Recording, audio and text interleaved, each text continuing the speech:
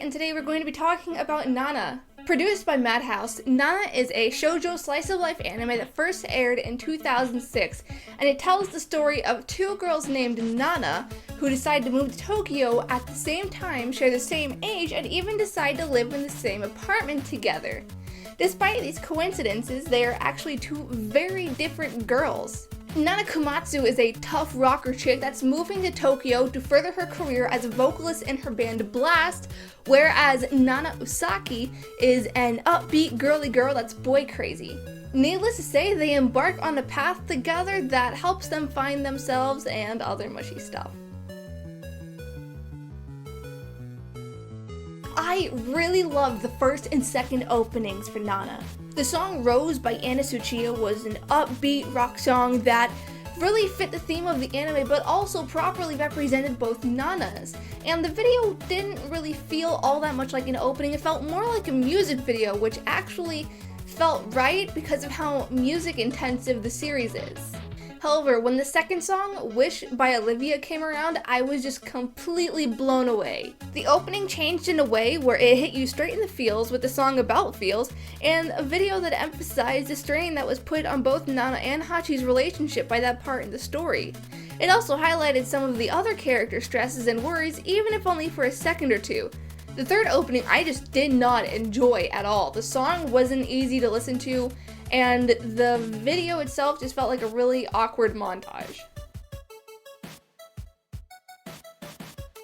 I don't really know how to talk about the first ending because it kept changing. The song Starless Night by Olivia stayed the same, but the video itself just kept making changes. My favorite was the first because the art style and the way the stills moved around the screen really felt creative, whereas the others were just kind of plain and uninspired. Then the second song, Black Tears by Anna Tsuchiya, I liked a lot better, but I really didn't enjoy the video itself because it was pretty much non-existent. I understand the symbolic importance of the guitar and the rose tied to it with a ribbon, but it was just a panning up at the guitar, and that is so boring. Then for the third ending, it went back to the first song, but it just panned around Shin's fancy lighter, which was sitting in a bed of rose petals.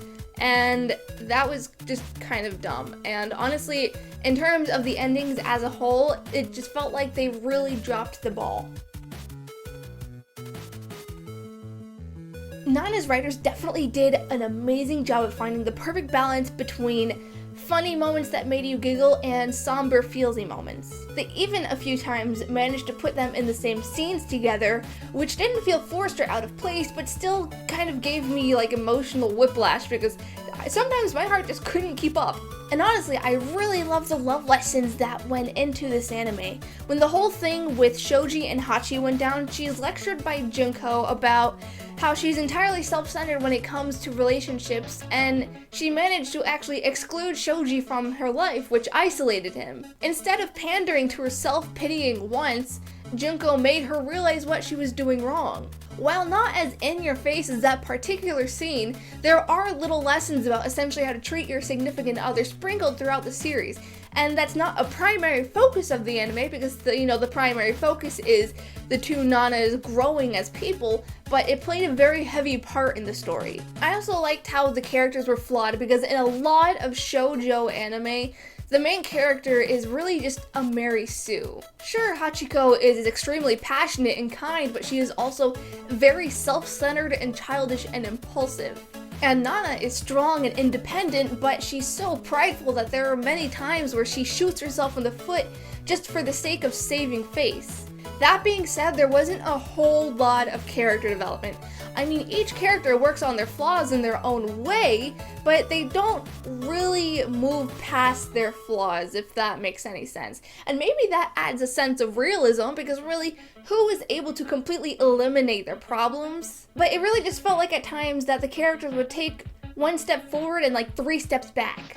I mean that especially in Hachiko's case because she was intentionally doing things that she knew would hurt her and the people around her. Anytime she made progress with fixing the problem she had, She would just do something that she knew she shouldn't and was sent all the way back to the starting line. It actually really sucked to watch her in this endless cycle of emotional destruction while she only proceeded to hurt herself and the people around her. Then the anime just ended. There was no resolution, there was no closure, it just stopped in what felt like the middle of a story. I know that the manga goes on, but for some reason the producers just felt like they just wanted to stop. Really hated how it ended, actually.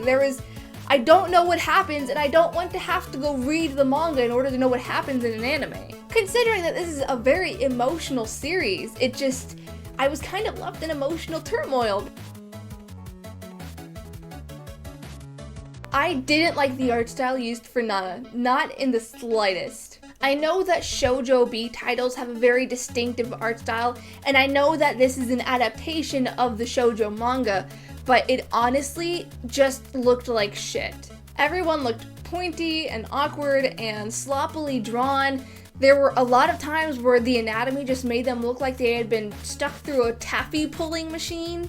And a lot of the times the limbs just looked like sticks. Not only that, but the shading came off as incredibly lazy. Shines were harshly drawn in, sometimes taking up almost half of their faces, and the shadows were just as bad.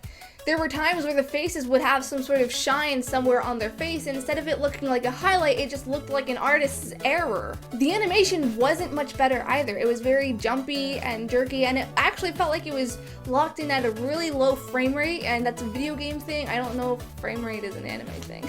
It didn't bother me a lot of the time, but it was still very noticeable. There were even parts where a character would start moving in one direction and then move back, but the animator forgot to eliminate a set of legs, so the character would end up looking like they had 4 legs at once. The character design, though, was very impressive. Each character was noticeably different from the last, and you could glance at just about any of them and at least recognize them.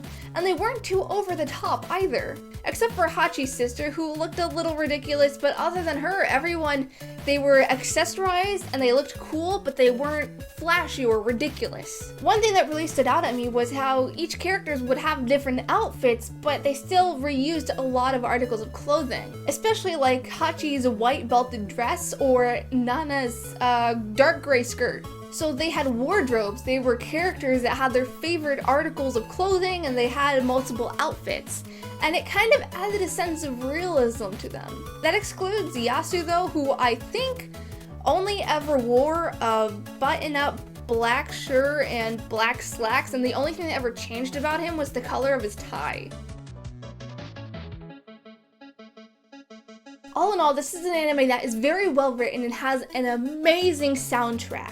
I became very immersed in the story and had actually binge-watched the entire series in just a couple of days without even realizing it, whereas a lot of anime, I do have to binge-watch it, but I am totally aware that I am watching episode after episode.